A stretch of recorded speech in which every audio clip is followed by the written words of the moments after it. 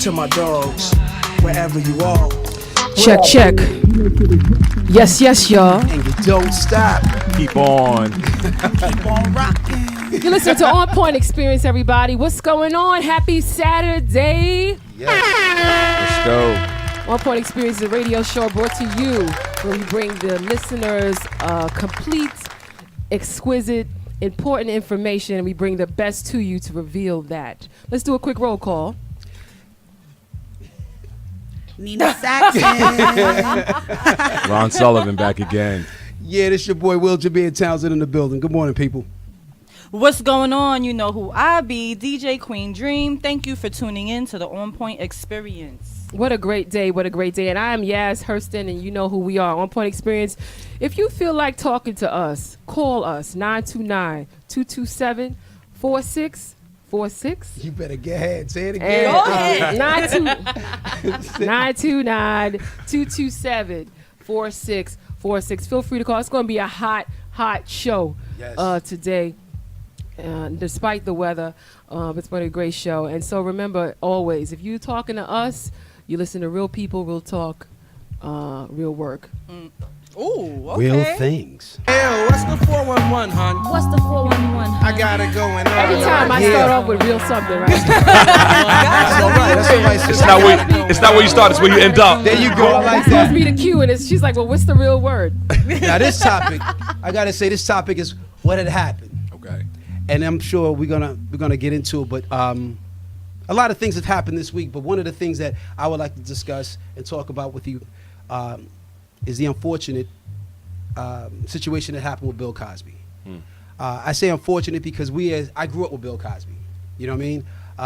I believed in that whole thing, America's best dad or father. You know what I mean? But I as we was talking about off the air, like so many others, I think I got it confused between the character and the real man. Bill Cosby was sentenced on Tuesday to 3 to 10. Whether or not he'll do the whole 3, with good behavior, I'm sure he'll probably get out in about 2 years. But I wanted to go around the table, and I wanted you guys to express your feelings about the situation, because on Facebook, you know, you got a lot of comedians on Facebook, and they're taking the situation as very serious in so many ways. Just as Bill Cosby being a black man and what he represented in our community, to now becoming a convict in a sense. All right. So I'm gonna go around the table. I want you guys to express your feelings about the situation. Let's do this. First? I don't mind going first. Yeah. I think it revealed a lot of things. So many people looked at Bill Cosby as America's dad because a lot of us don't have a real dad. Exactly. I like that. So there's a big gap right there. We take entertainers and athletes and we raise them to iconic status because we don't have anybody in our lives that we can really look up to. Mm-hmm. So we make him bigger than life. Like you said, we confuse the character with the person. But then we also, like we were talking, have to look at the cultures that allow a Bill Cosby or a Harvey Weinstein, anybody else to kind of go on for a long time. There are a lot of cultures where it's acceptable to be a predator. Right. Where it's accepted to ask or put a woman in a position to, the casting couch. You know, if you want a part, you can be a great actress, but I'm gonna have to see you at 3 a.m. or you need to come by my house for a drink or meet me in the hotel lobby for a drink. That's acceptable practice in music, in entertainment, and even in sports. You know, you got the gladiator football or basketball players that are bigger in life. It's acceptable for them to be predators, which is why so many of them end up being that way. And it's not called to the carpet because we kind of allow that status to give them access to things they really shouldn't have, which is, the right to be wrong. The right to be wrong.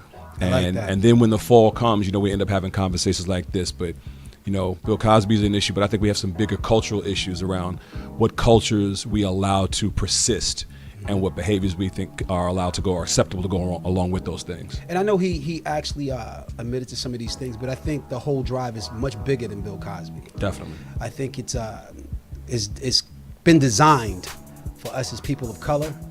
The system has been put in place, so we will not be able to get to a certain level. You know what I mean? Come on, sister. I'm gonna be real simple and clear. In the when the Cosby Show came out, people was perceiving black families as a one home. And when Cosby came out, you had a man who was a doctor, his wife was a lawyer, they had 5 kids, and it changed the perception of what society thought what black families or black homes was supposed to be like. Now, on the contrary, you look at the character and you look at the issue that happened. We can't stand by, and regardless if it is a Bill Cosby, allow Drop it. these types of accusations against women be on the forefront. Let's be real clear. You know, he was convicted of this crime. He did it. And he but admitted let's not kill ourselves about the message that the Cosby Show, you know, did for us, especially for me, because if it wasn't for the Cosby Show, I wouldn't have been I wouldn't have saw a different world. You know what I mean? I wouldn't have went to historical black college. But we have to also think as a person of color that this does affect us because it's one of our own. But if he did this, then he should pay for his crime. Totally. I like that. So, One of the. Go ahead. No, go ahead. Yes, go ahead. So it's a couple of things for me. It's painful, and it's bigger than the issue around. It's a criminal justice issue. It's a racism issue, but it's also a self-love issue because I think we're more disappointed than anything It's probably the as best a word. community. That's the best word. Bill Cosby is before the Cosby Show. Bill Cosby was an athlete, went to Temple, ran track, was a top comedian. He was like the first African American to be in a sitcom, I Spy. So it's beyond our generation. He set the tone. The movies, Uptown Saturday Night. I mean, man. they're so That was right. So you know, small so little C's. these Oh my things, God. you're so proud of him, and then the reality is that you can't imagine that the same person would inflict pain on someone else. Yeah. So that's the disappointing side. And again, I think I equated to that on my own page. It's like your favorite uncle, Right. you know, going to jail, because that's gonna always be your uncle. Yeah. But you know, we got a lot of uncles and brothers that sell drugs and do things that are illegal, and they have to pay the crime. So it hurts us when the justice system prevails when it comes to the people that we love and know. With that being said, the criminal justice piece to this is that, you know, the blind eye of Lady Justice really upsets us because we don't see it happening to everybody. Right. So it doesn't take away from what anybody has done, and we can't get caught up in a person, but it takes away from the fact that just as hard as we push for people that are successful, we have to make sure that we push for the Harvey Weinstein issue. We push for the people in our own communities that do things wrong that we don't say anything about. And I just want to give a shout out, if I can, to Dr. Ford. I mean, I just was very impressed with Dr. Christy Ford. Christy, right? Yeah, Christy Ford. Yesterday, for her telling her story. A lot of women have stories to tell, and they don't, because it's many men that says, oh, that shuts them down. And whoever tells their story, and we don't realize how we treat our own women when we have stories to tell. But black women, if you think about slavery, every day a black woman was probably raped, right? And not having to just have to deal with it, right? Just had to deal with it because that was either her child was going to be alive, her husband was going to stay alive, and she was going to continue. And we have had to deal with it. And it's not fair to just deal with it anymore. You got to say something. So I don't care if she didn't remember everything. The fact that she got up there in front of everybody in the world and to tell her story, she has to get props for that. And more of us have to do that. Well, that was great, Jazz. Thank you. It's unfortunate, and as I was saying earlier, how growing up, the Cosby was like everything to me. It had me going to a different world, so to speak. You know what I mean? And it made me look at not only myself but my family structure of what we can be. You know what I mean? Having a female mother that's a doctor and a lawyer, a father that's a doctor, and then the kids, even though they had money in the house, they still had regular problems like everybody else. Yeah. And so we was able to watch Bill and Claire, I would say Claire Huxtable, kind of maneuver through parenthood and get them the answers that they needed. Right. And what they showed us that we never saw was black love. Totally. We saw a husband and wife that loved each other. They were all over each other. Like Yes. Cliff could not stop getting Claire. Right. It was black love. They were hands on. And it was something you never saw. Black love on TV. Right. But do you remember the backlash they got from how many black folks said that's not realistic? That's not realistic. I remember that. That black people don't live like that. Right. But that's the condition and the state of mind That that we're where in. we were, exactly. But his You know what I mean? his show also allowed, I think we shared this before, for many young black actors to get work. Oh gosh. Like DeAndre Robert, I mean, there's so many people, young people that got work, the exposure to the arts, to jazz, to music. His show allowed a different, thing. Yeah. But that's not dead. I mean, we still, he is a foundation and it continues to do that. I just think, again, that our culture, we're just so used to being wrapped around one person that it's not over. Yeah. It's not over. It's not over. We got Right. other things going on. There's people who've learned from it. And I think the best person who said it was Tracy Ross, because they was like, they always want us to talk about and comment about our own brothers. What's your thoughts on that? And, she said, you know what? I'm not going to say no, I'm going to hold that.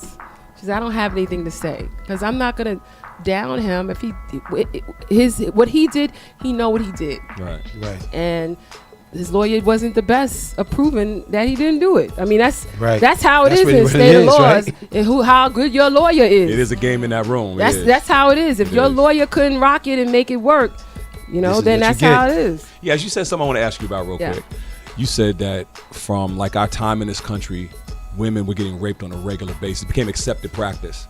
Mm-hmm. How much do you think the black men that had to watch that learned that behavior and said that's what powerful men look like? So now we adapted the mindset. We must now be predators like that because that became the image of a powerful man. You know what I'm saying? Okay, that's a whole nother I side. wonder how that filtered down into us through generations. Not we're watching our women get attacked so we feel bad and empathize with. How many of us said, they're in control. If I'm going to be a man in control, maybe I need to do the same thing. I do find. I wonder how much we kind of got that mentality all the way from back then, just watching it. Well, I understand where you're going, but let's be clear. We were also getting raped. You understand? So through that, I don't think it was about power among our people. I think it was to break the male, then you have the whole family. Sure. Bill, in this situation, this is my own individual feeling. There's no excuse to do what he did to women. I am an advocate of women all the way. I understand we have faults and shortcomings, but from what I'm reading, and I understand how the news can be misinformed and things of that nature, but it's just, he admitted to some of these things, and I just can't. And it's all about power. It was about power. He was in power. He was in fame. He was getting honorary doctor degrees. So he thought I'm the man. But we're so easy with it. You know what I mean? But like it's so like the idea of guys getting some. Right. Yeah. It's just such an easy thing. It's.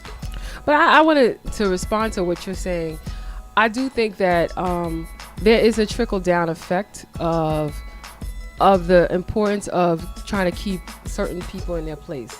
I think in certain environments, we do, as women, you could be rocking, and there's always some man telling you to shut up, go sit down. This is man talk. Sure. Mm-hmm. And I don't know if that if that trickles down from it, from that. But I mean, there's always this whole competition thing that is unnecessary. Because we came up I as a agree. people with a sense of community. Yeah. Right. Like we did everything as a community. Now we brought to this country, we're introduced to this hierarchy. Exactly. Where now everything's a power dynamic rather than a community. Yeah. And I wonder if we Everything is saw together. that and said, wow, that's what power looks like. I must now become that because I don't want to be emasculated any longer. I don't want to be on the bottom any longer. Right. Or we only empower those that we think we can. That's why it's Right. a big deal with pets, dogs, and women.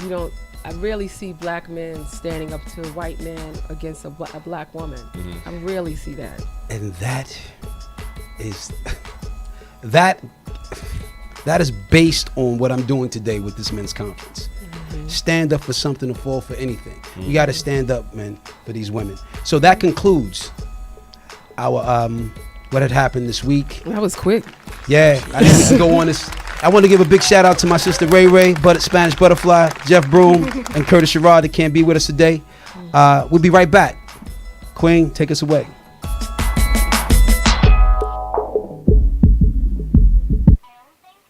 Well, there's so many bad people in the world. There are people who are jealous, which makes them mean.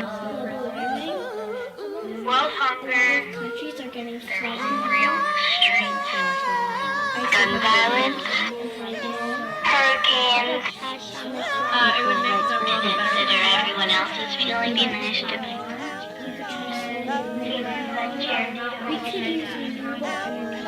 I can make the world a better place. I would want world peace. Change the way people see each other. We live in the age of anxiety. The sage says, why are we giving all our energy to the emperor with no clothes? He's turning us all into foes, caught in the throes of the information age. Fake news and unpaid dues on a social media stage. Too many fingers on hair triggers, it's a pressure gauge. Guns won't save us when bullets are raging. Dreams taken and promises given. Years of education for wages at a minimum. Hashtag my misery, but those who can choose to stay removed, stay seated. Behind these screens, behind these memes. Filtered out truth, but I can still hear them screaming. The revolution is trying to go Facebook Live in the age of anxiety.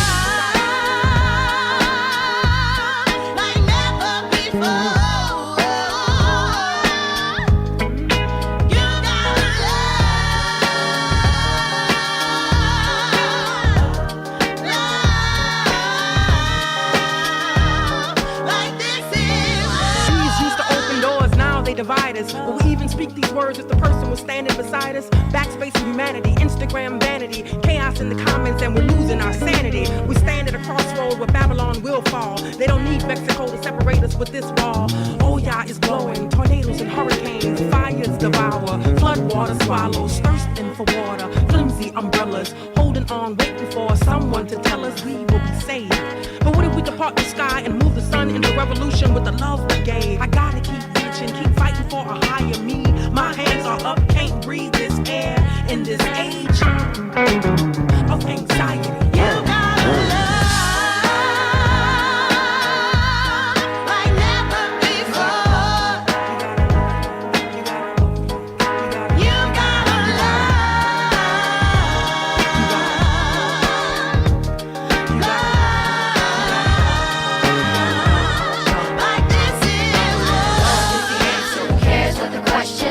is a classroom, love is a lesson, love is the reason, love is the proof, love is a weapon, love is the truth. Don't believe the lie, cause the love is the truth. Don't believe the lie, cause the love is the truth. Love is the truth, love is the truth. Love, love, love, love. Why are we deep in this anxiety when our society could just choose to get free with love, love, love, love. Love, love, love, love. You gotta love. Why are we deep in this anxiety when our society could just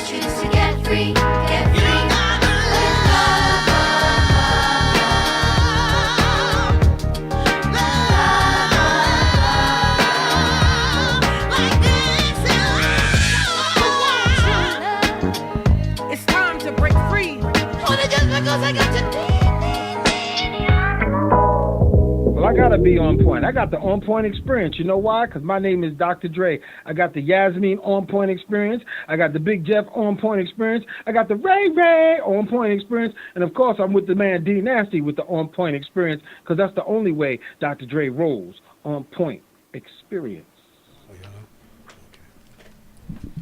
And we are back. Shout outs to the Get Free movement. That was Get Free, a love song in the age of anxiety with Amy G, Asia Rainey, Brady Watt, and Burgundy. Song is very appropriate for what's going on today. And I just can't stop playing it. I know, it's so inspiring. It's so inspiring. And, you know, I don't know if we acknowledge the fact that we have two guest hosts, co-hosts in the house. Again, Nina Saxon, thank you so much for coming on. Again, filling us up with your political expertise. And Reverend Ron Sullivan. Yeah. Big Ron. Who is spiritual in the day and spiritual at night. Thank you. But always give God. Always just get, so you can go. I know. I stopped. Thank God. You can find him at Christian Parish Spiritual Renewal every Sunday at 11 o'clock service. But also you do youth empowerment and development, and just that's so important these days. We sometimes just expect youth to just get it. Yeah. And we don't give them any foundation. And so thank you for coming on and doing that. Yeah. And also Will is here. Yes. Rise and shine, Will Jameer. A day. Will Jameer, you doing something special today? Yes. What? Today about 3:30 in Jersey City, I'm going to be opening doors for my first men's conference. My objective is to beat these men up, make them hold accountability for the things that they have done, but also before they leave, kind of give them a new mind structure. You know, not just only for their family structure, but also servicing the community. You know, it's very, very important as men that we take accountability, and it's kind of segues into what we talked about earlier about the whole Bill Cosby thing. So this men conference, Boys to Men, is called. Hopefully myself and with the speakers, we're able to deliver that message. But you know what I find to be very, very important is to give props to people that have the creative thinking and watching that develop into something that's tangible, right? So today I have the pleasure to bring on a friend of mine's. I've known for like about, a year? Yeah, from Newark, New Jersey. This young lady I met in Newark, and we just started talking about some of the things that she's done. And honestly, I was blown away. We started talking about her authorship and the things that she was doing. And so I'm like, okay, you wrote a book. Okay, great. She was, oh no, here, take this flyer. There's a play about my book. And I was blown away. I was like, man, to do that, just to get people together, you know what I mean, to create and develop something like that, I think that's a challenge. You know what I mean? Yes, you know what I'm talking about. So I was very... What's so funny? Yeah, she was like, No, I'm just agreeing. What's she's so like your funny? grandmother, like, Y'all But funny. I think that is like, it's incredible. It's amazing to me, the creativity that you have. So I want everybody to give a on-point experience. Welcome to my girl, Chainah Street, please. Hey, welcome. Thank you. I gotta tell you, I love that last name, Streets. Is that really your last name? It is actually my marital name. Oh, we ain't gonna talk about decided that. to keep it. Oh, that's the only thing you was able to That's the only keep? thing I wanted to keep. That's all Tina needed. That's all she needed. That's all I needed. Save that, mama, for conversation piece. We're gonna say that for Yes. conversation piece. But I want you to tell us. There you go, Grandma. That's it. I want you to tell us about this book.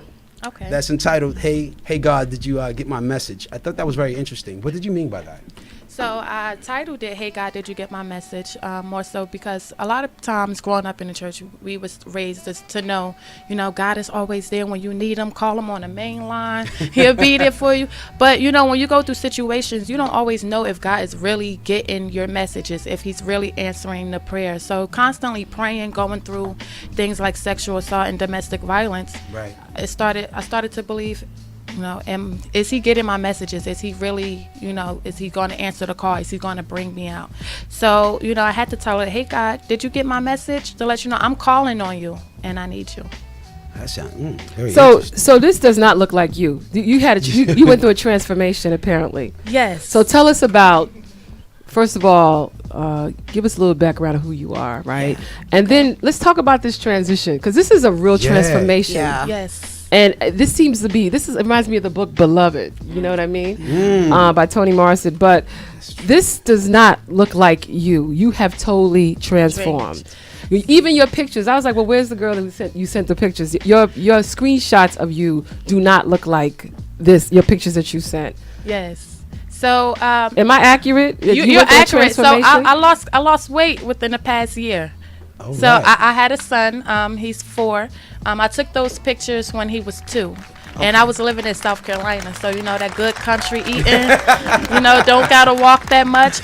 But I moved back to Newark, New Jersey. Started walking a little, and the weight started falling off. That's all you did? Oh, so that was it? That was it. We need to do the segment on how to lose weight Me just too. walking around. Right. Hey, God, did you get my I need message? that plan. I'm killing Planet Fitness. I need the walk plan right there. I can do that. I mean, so my a while ago in the transition, a hard time, my car got towed, so I started walking That does wherever it I too. needed to go. So when it rehearsals, meetings, I just couldn't stop because the wheels were gone. I had to keep going, so I walked everywhere, and you know, it fell off in the right fantastic. places. Thank you. Word up. Let me ask you this. Being an author, Yes. you have to have some type of focus, some type of dedication. You hear all the time, oh yeah, I can write, anybody can write a book. I don't really believe that, because Right. you have to have certain ingredients to do that. Not Right. just the verbiage, we're talking about the mold, the drive, right? The drive. So, And to finish. that's very, very important. A lot of people start something and can't finish it. Right. How did you transition from now the book and say, you know what, I'm gonna put it on the stage? Like, what was that aha moment that made you feel like, okay, I'm gonna go on the stage?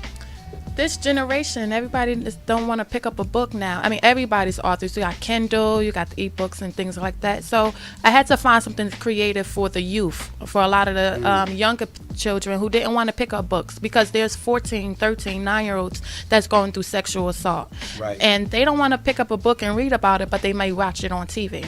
They may come to an event. So I decided to turn it into a play, performing arts, make it more interesting. Included some dancing, some singing, something that'll grab their attention. So everybody receives messages differently. So the next step is trying to turn it into a play, and a film, to hopefully get it into a movie, and then transition and just have a whole brand. So can we just kind of go, I don't think Into everybody knows what you've gone through. Right. Right. And I don't know and I kind of want to start with there a little bit. That's good. What did you go through? I know you're now being able to share the message, and we Right. want to talk about the moment of when you got there. But what have you gone through? I mean, let our listening audience know what you had to endure. So I grew up in a Christian home. Always going to church every Sunday, Friday nights, Tuesdays, Wednesdays, Thursdays, and Saturdays. No, but I moved at 11 years old. Moved with my mom for the first time and living with her. And then I ended up being molested by my mom's boyfriend. You know, that was hard because I was, you know, not able to really speak on it. You grow up in a Christian home, you know, you keep things to yourself. You keep it in the house. You don't really speak on topics like that. So I kept it in for a while, but when I turned 15, I decided to really speak on the things that started happening. And, you know, denial, not knowing the mentality of this, or the state that she was in, she couldn't accept it at that time. So it caused me to move out on my own, leave. I couldn't no longer stay in this At 15? household. 15. So at 15, I was going to church on my own, and I was working in a hair salon, you know, doing like dreads and stuff, but I was still going to school. And I ended up meeting someone, one of the clients who was renting out rooms. So I ended up renting a room at 15. At 15, living in that rooming house, I ended up getting raped at gunpoint. Having a house party, you know, 15, I got my own room. It's a house. So the room I had was a house. It was a house. So Right. the floor that I was on, no one else lived on that floor with me. So it was like I had a whole room, a whole house to myself. So being irresponsible, of course, at 15, opened up the door for that to happen. Ended up getting raped at gunpoint, and it was tragic because I had friends and other people that were around that could have intercepted, that could have stopped, that could have knocked on the door to at least check, but nobody decided to come back there to say, hey, she's been gone too long.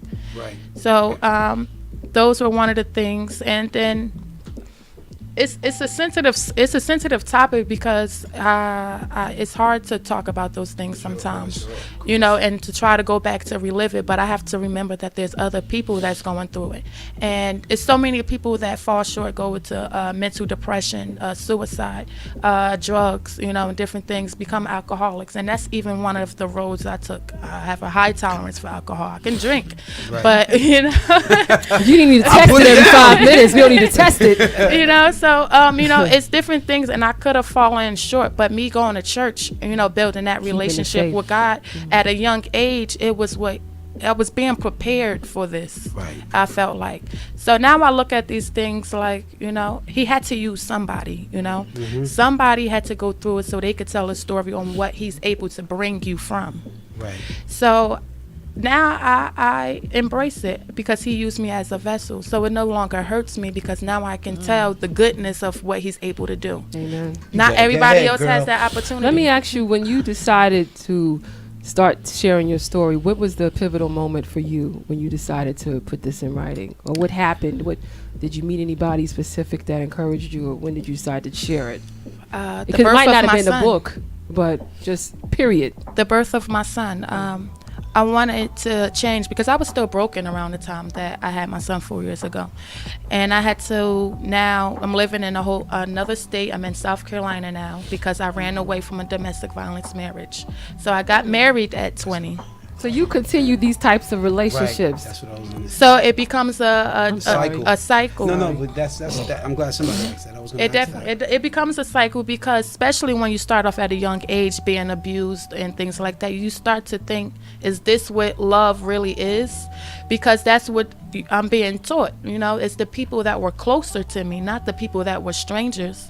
It was people that I was familiar with that said, I love you, I'll be there, I'm always here, that was doing the things that I would expect them to never do.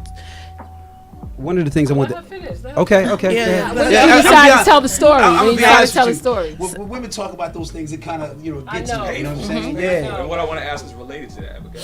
So I started falling into that trenches of just trying to, I just wanted to be loved, I wanted, my father was older. He ended up being in a nursing home when I was 16, 15. So I ended up trying to, just find that love that I thought was love.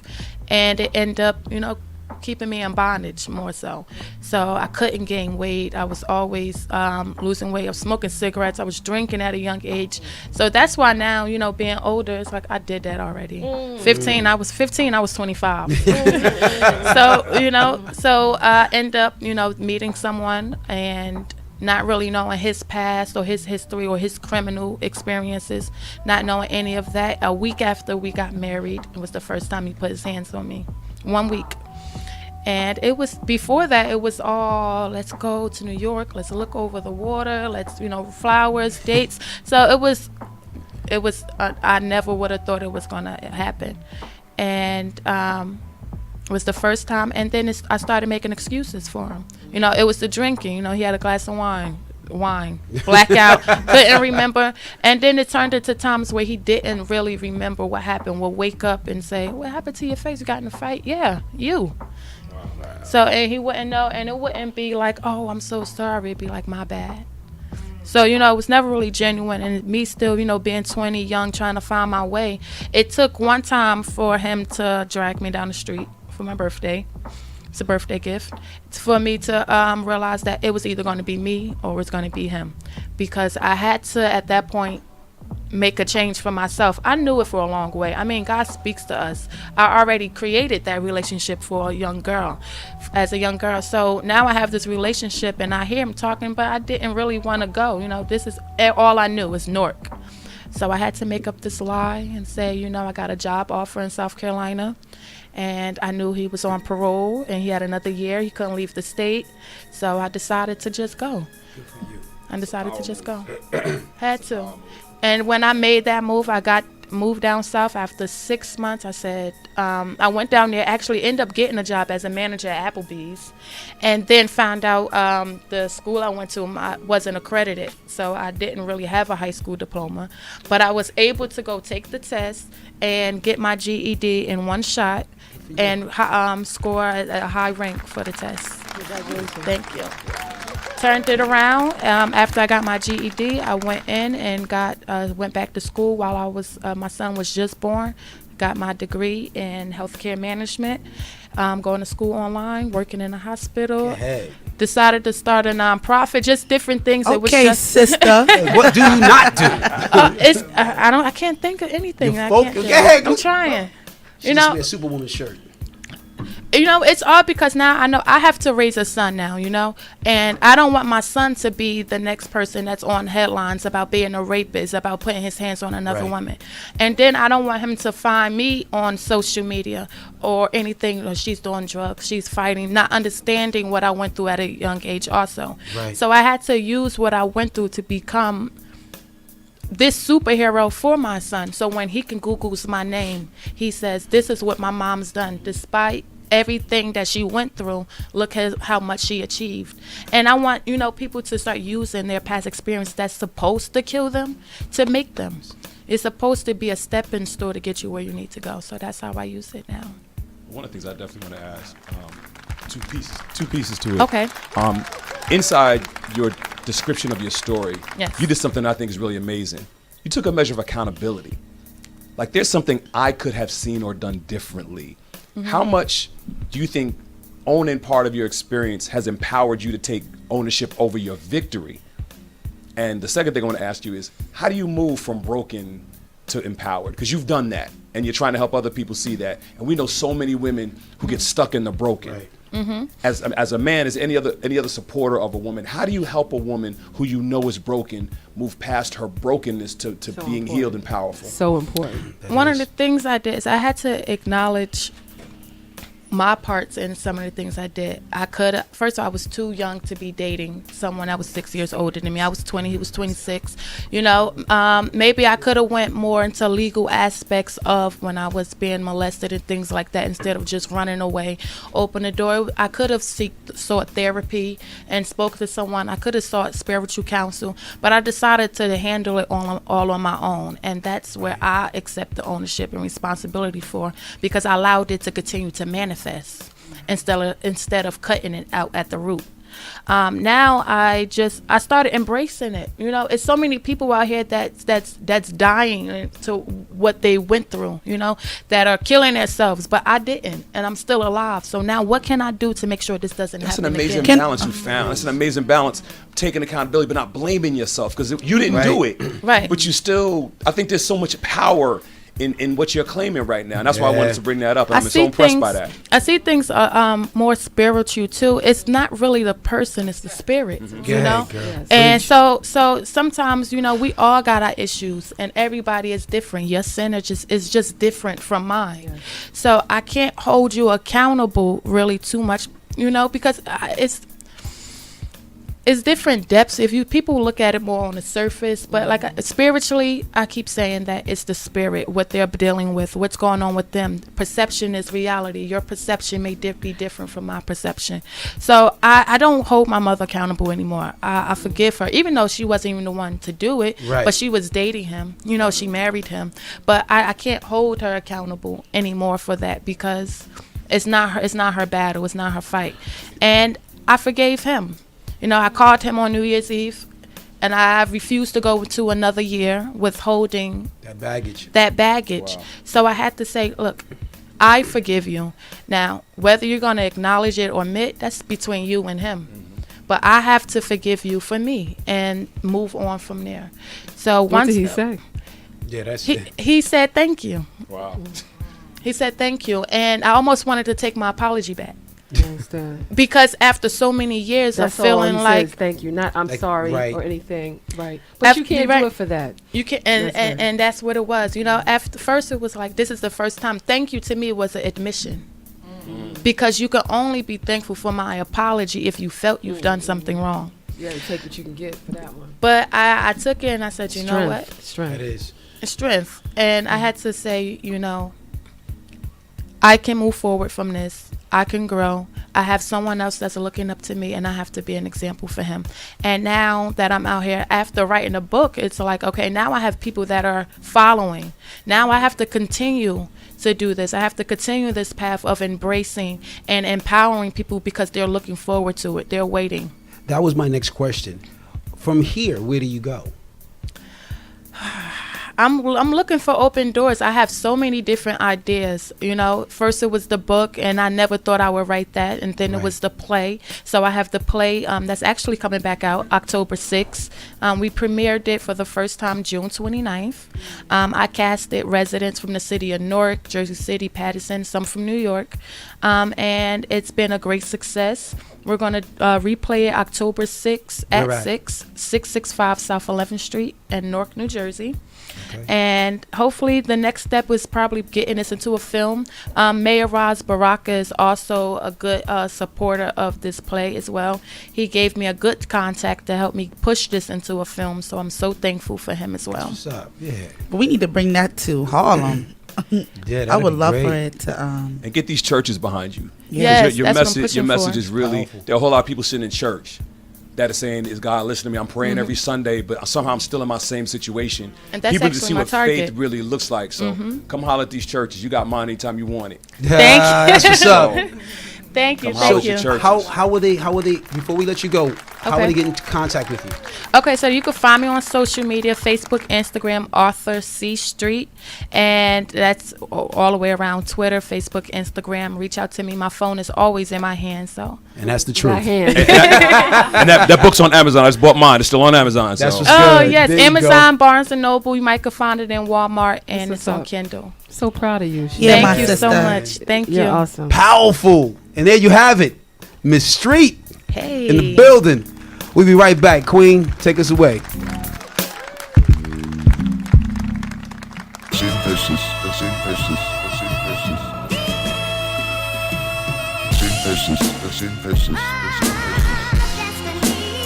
It's my destiny. Destiny. Destiny. Destiny. It's my destiny. Destiny. Destiny. Destiny. It's my destiny. Destiny. Destiny. Destiny. I'm on the road for better things, that's my destination. And I will get to it, that's my dedication. And my flight's gonna land when it's time, that's my mind on patience, so no minute will be wasted. It's gonna be a celebration, minus the caviar. Like a trip with no luggage and no carry-on. We've been in the hood for so long, it's only right to say hi to the birds and say so long to the late night harassing, coming from the popo. Below average living, shorty sniffing on that cocoa. Money moving on slow-mo. Everybody on the same so who's there to call on? My mom's working 2 jobs, keep food and customer service. Bill so high she gotta stay customer working. And I'm a baby boy, a soldier. I found that recipe to get her out of here is my destiny. Destiny, destiny, destiny. It's my destiny, destiny, destiny, destiny. It's my destiny, destiny, destiny, destiny. It's my destiny, destiny, destiny, destiny. It's my synthesis, the synthesis, the synthesis. I'm not talking about my ex-girl. All right, that was an excerpt from Destiny by Kwai, The Last Word. Shout outs to Kwai. And that was it, folks, for our show. Thank you for tuning in. Tune in for our next show. And it was a powerful show. Yeah. It was amazing. Powerful. Yeah, OnPoint Chainah never lets you Street. down, though. The OnPoint experience is special. Never lets you down. That's what's up. Chainah had a very powerful message, man, and I really want I wanna say to all you guys that all people that was actually listening to the show, definitely buy the book, go see the play. Her message is very powerful and amazing. She's an amazing sister. So to all you guys and people that's watching the show, I want to say thank you for tuning in to another episode of OnPoint Experience. You got your boy Will Jameer Townsend in the building, signing off. I'll see you next time, next place. Travel in harmony, everybody.